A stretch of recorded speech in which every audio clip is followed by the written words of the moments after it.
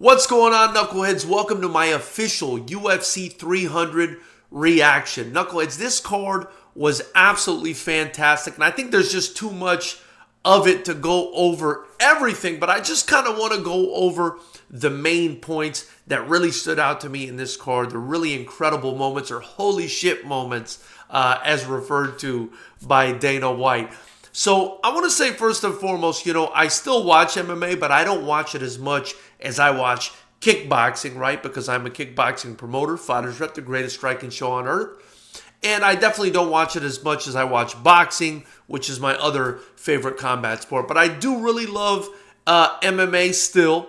And definitely I love fights like the ones that were put on at UFC 300 for the most part, where you got, fighters standing up and banging it out. And we had a few of those, right? And, I kind of wanted to go through one at a time, let you know which ones stood out for me, right? So first and foremost, shout out to everybody on the card, great card. But I really loved on the prelims, Yuri Prochazka versus Alexander Rakic, man. I just absolutely love Yuri's style. I love how he's so unpredictable. I love how he's so unorthodox and still somehow is able to find success, and Rakic was doing really well in that fight, landing some good shots. But Yuri, man, just so unorthodox, just so hard to predict. He's punching at your arms. He's throwing his arms this way. He's throwing his legs that way. He's changing levels on you. He doesn't have his hands up. You don't know what's coming. He's a very sneaky, tricky guy. And he's also athletic. I don't think he's super fast, right? I do think he's pretty fast, but I don't think he's super fast. If anything, I actually thought Rakic was a bit quicker than Yuri. But I just felt like Yuri was very, unorthodox, bouncing up and down, still very athletic throughout the fight. Just unpredictable, man. It's like being in there with a puzzle. And obviously he's got big power. I mean, I felt like when he would connect against Rakic, he hurt him. Pretty much every time he connected clean, he hurt him. Whereas, Yuri's getting hit clean and doing stuff like this. And, I love it. It's the combination of the bravado, the unorthodox style of fighting, how tricky he is, how interesting he is with his personality, and getting upset that Rakic said he's not a samurai, and explaining to everybody that even though he's not a samurai, you have to aspire to be something and be inspired by something. So I just absolutely loved that fight and that finish from Yuri Prochazka. And I cannot wait to see him fight Alexander Pereira again, because, I thought that fight was stopped a little early, and I'm excited about that fight. So shout out to Yuri. That was one that really stood out for me. I also want to say Arman Tsarukyan versus Charles Oliveira really stood out for me as well. I thought that was a fantastic fight between two very high-level, grapplers, with Tsarukyan being more of the traditional wrestler and Oliveira being the BJJ guy. I also wanted to say, I thought Tsarukyan's striking was pretty clean. I've seen Julio Trana in his corner, a coach that I've worked with at FightersRep. Big shout out to Coach Julio, Crew Julio out of Saxon Muay Thai. And, I also want to say Roma Kalantarian was there, a guy that I know from California as well. Just tough Armenian kid with a great team behind him, a lot of great support out there in California with a lot of gyms that I've worked with in the past. So I know, he's got quality behind him, and was able to get the job done against Charles Oliveira. And now, they're talking about him fighting Islam Makhachev. I think it'll be a great fight. Look, I still think Makhachev is the favorite, obviously. I mean, the guy's, for me, is Khabib 2.0. But, man, Tsarukyan looked good, and I thought that was an exciting fight to the very last minute. And it really depended how you scored the fight for a lot of people on whether you wanted to give a lot of credit to submissions or not. But I was okay with the decision. I thought Tsarukyan did a little bit more damage, did enough to win the fight. I thought it was a fantastic fight. The other fight, obviously, the other two that really stuck out in my head, right, was, first and foremost, that Max Holloway versus Justin Gaethje fight. That was just absolutely crazy. I thought at times the fight, was a little bit slow. They were really picking their shots and being careful, which you would expect from them, right? Because they're both dangerous guys.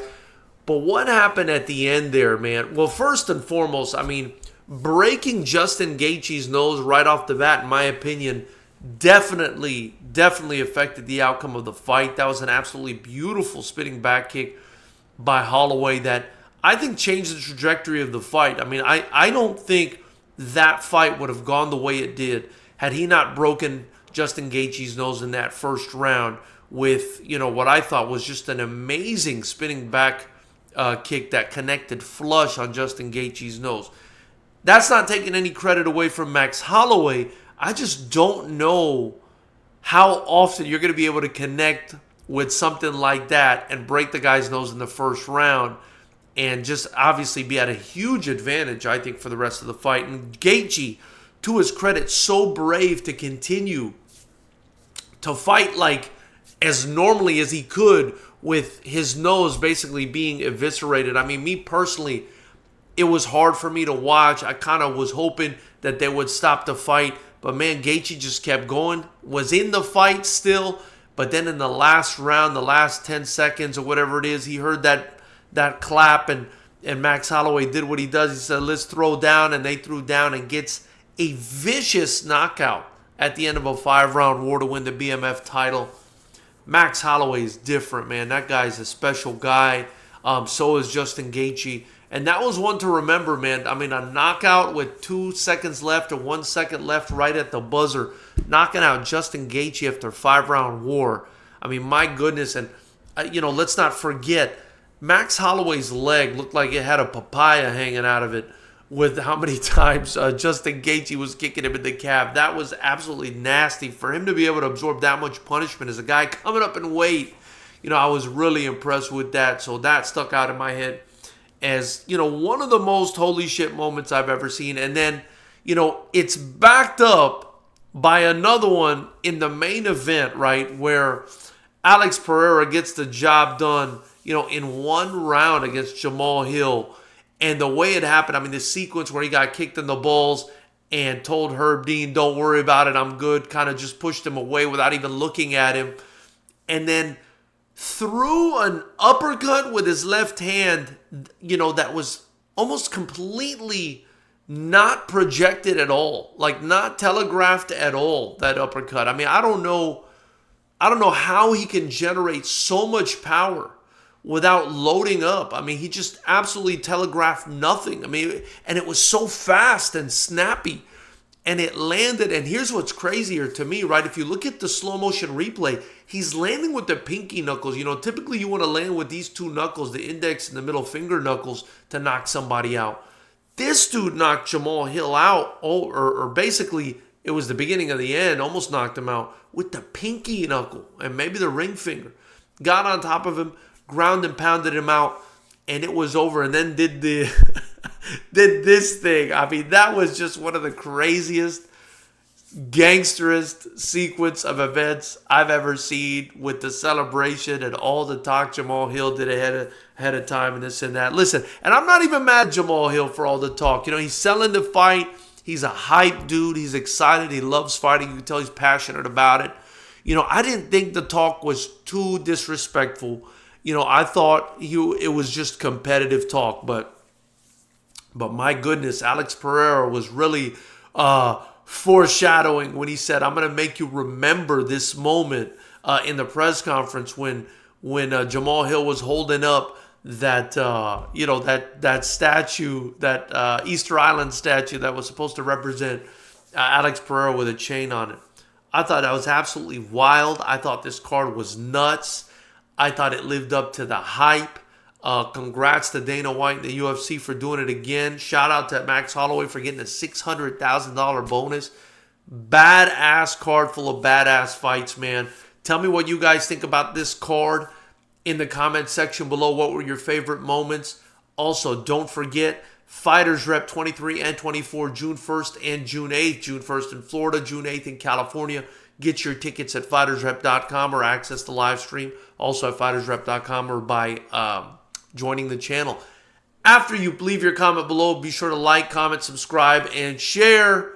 And join the channel, man. Help me continue to build. Get your merchandise below. FightersRep. Help me build. I look forward to hearing what you guys have to say. That card was madness.